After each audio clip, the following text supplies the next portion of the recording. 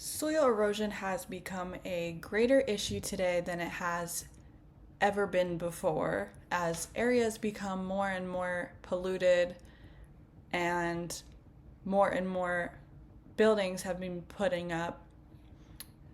Soil erosion occurs faster, and it has been for over 450 million years. So, today we're going to be discussing what soil erosion is, its causes, effects, history, and pros and cons of the issue. It has affected environments and ecosystems worldwide, and in some areas more than others, but overall, it is in a natural occurrence that can happen anywhere. So, to begin, what is soil erosion? Well, it is a geological process where materials such as soil and rock are worn away. So, it's basically where these natural finite resources are either naturally eroding or they're exposed to other outside things that have caused it to erode.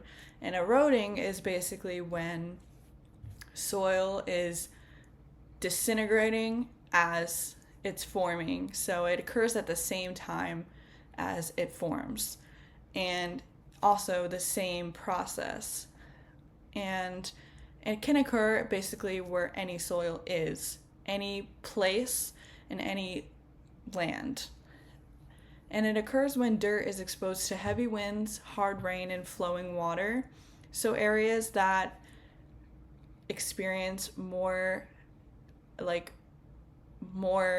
weather issues than others, like hurricanes in Florida, they're more prone to hurricanes and heavy wind and rain.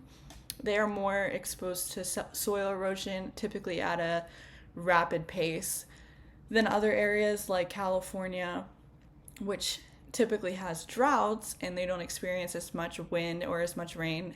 They are less prone to soil erosion. However, it still does happen because it's a natural occurrence.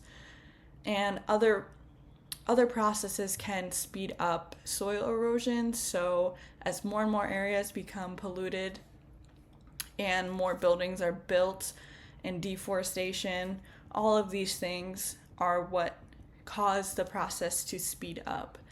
And it can also happen faster with poor human management, meaning more trees are being taken down, such as deforestation, more buildings are being built, and areas are becoming less rural and more suburban. And there are also several types of soil erosion, such as water erosion, tilling erosion, wind erosion, and all of these are environmental processes that have happened naturally since Earth has been formed.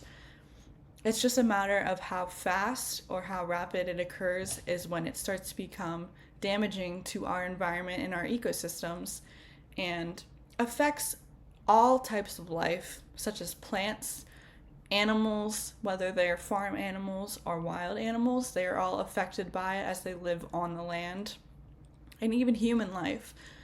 And less plants can be formed or grown when soil is eroding because it needs a stable soil and ground in order to produce life. And next we're going to talk about the history of soil erosion, and it has occurred naturally since the first land plants and soil were formed during the Silurian period, which was many, many years ago, and it is bound to happen naturally since plants have been a thing, which is since the beginning of time, basically.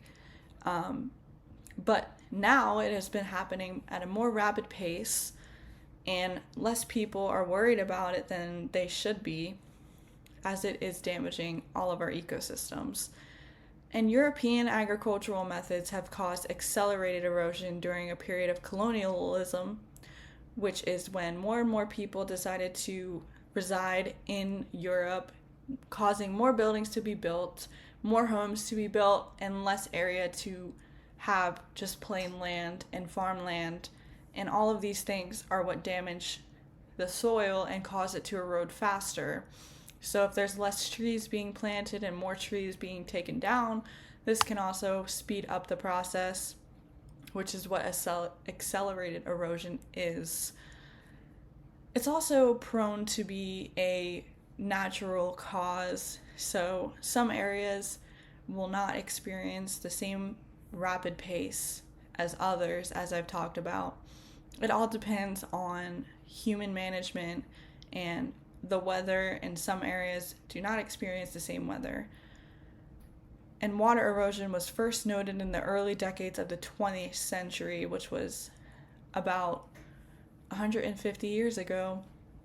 And water erosion is when flowing water, like rivers or water that's not supposed to be there, that is caused by flooding, all of these things can create soil erosion and make it happen faster than it normally would. Hi, my name is Shelby. I'm doing the pro argument side of soil erosion for the group project. So my first pro is that soil erosion helps feed water sources with essential nutrients, which helps the local aquatic ecosystem. And that source came from Sciencing by Mark Fitzpatrick in 2019. The second pro of soil erosion is that soil erosion helps cleanse the soil of any useless materials, which rainfall washes it away and puts nutrients to other places that might need it down the stream. The replaced soil often becomes nutrient-rich to help plant life thrive. That source also came from Sciencing by Mark Fitzpatrick in 2018. My third pro in soil erosion is that soil erosion helps with distribution of nutrients. So a study from 1950s showed that natural soil erosion can result in essential nutrients being distributed, which are good for aquatic biodiversity. Soil erosion also helps with land formation. Land formation, it changes the landscape formations, and it makes them have some incredible sights to see. For example, like the Grand Canyon was created by natural soil erosion, for example. And the third, soil erosion helps with cleansing the soil. Natural soil erosion can cleanse the soil by taking out toxic materials which accumulate on land. This means the soil is naturally optimized, and better for the growth of the new plants. And those sources came from what.org in 2023. And then soil erosion also helps, it plays an important role in geochemical cycling of important elements like phosphorus, sulfur, carbon, and nitrogen. Soil erosion also helps with when the decomposing tree matter washes away into the water. Soil erosion decomposes that tree matter and creates new soil with it. Soil erosion also helps with distribution of nutrients over different regions, which can benefit various types of biodiversities. And the first one said when the decomposing tree matter washes away into the water, it decomposes and creates new soil. That came from sciencing.com, also by Mark Fitzpatrick in 2018. And the soil erosion can help in the distribution of nutrients over different regions, which can benefit various types of biodiversities. That source came from Brainly.in and was published in 2018. Here's my pros of soil erosion. Thanks. Article titled Soil Erosion 101, written in June 1st, 2021, indicates that soil erosion has cost the U.S. $37.6 billion in productivity losses every year. While there are some pros to soil erosion, there are many more cons. For example, the first con being the loss of arable fertile land. According to what.org in their article Pros and Cons of Erosion, as much as 30% of the fertile land on the planet has already been lost. This means we are losing fertile land faster than we can replenish it, which can be an alarming fact.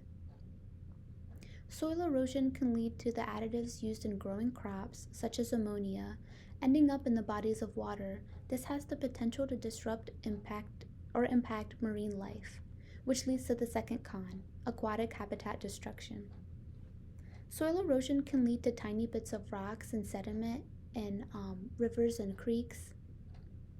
This may disrupt the natural environment of the organisms. For example, fish may mistake these rocks as food and eat them and can potentially lead to death or mess up their metabolism. Soil particles may end up where organisms such as fish lay eggs. This can also disrupt their environment. Another con is less water retention. The top layer of soil may be taken away by soil-based erosion.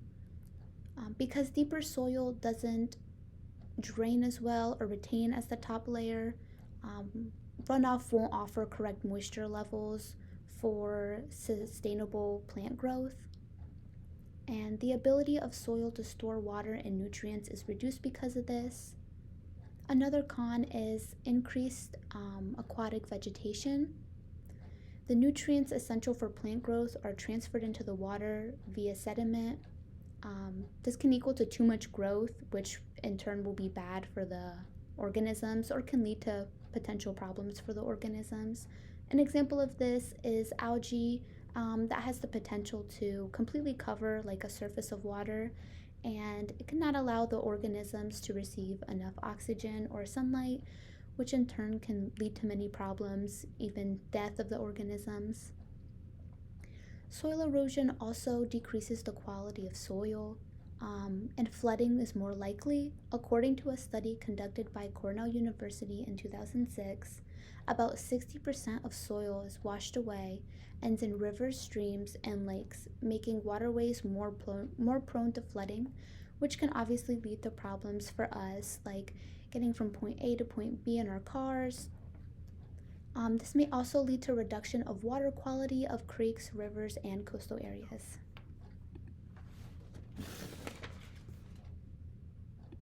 For the effects of soil erosion decreases soil fertility, which can negatively affect crop yields.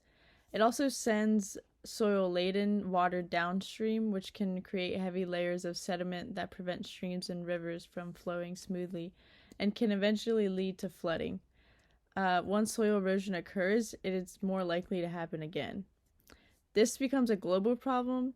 Soil is eroding more quickly than it is being formed, causing land to become unsuitable for agriculture, which is a serious problem because our population is continuously growing, and so land management is a necessity. Soil erosion is not only an environmental issue, it also causes huge losses to the economy.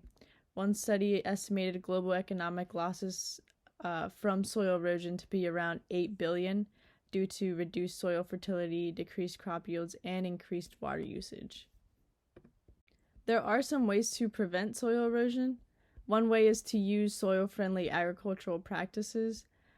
Terrace farming should be implemented to make hillside agricultural manageable. So what the terraces do is they prevent erosion and allow more water to flow to the crops. Another way is to offer incentives for land management. Although the science of sustainable land management has been gaining the support, the economic part is what makes it difficult. So, for example, anti-erosion measures have a median cost of $500 per hectare, which is a big investment for a farmer to make. The last way is through rehabilitation.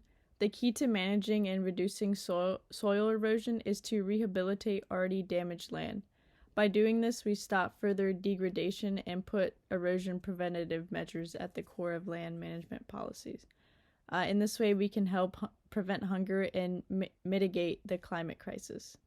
Although there are benefits that come from soil erosion, overall it does more harm than good in the long run. All of us want to sustain our environment, and excessive soil erosion will only destroy it.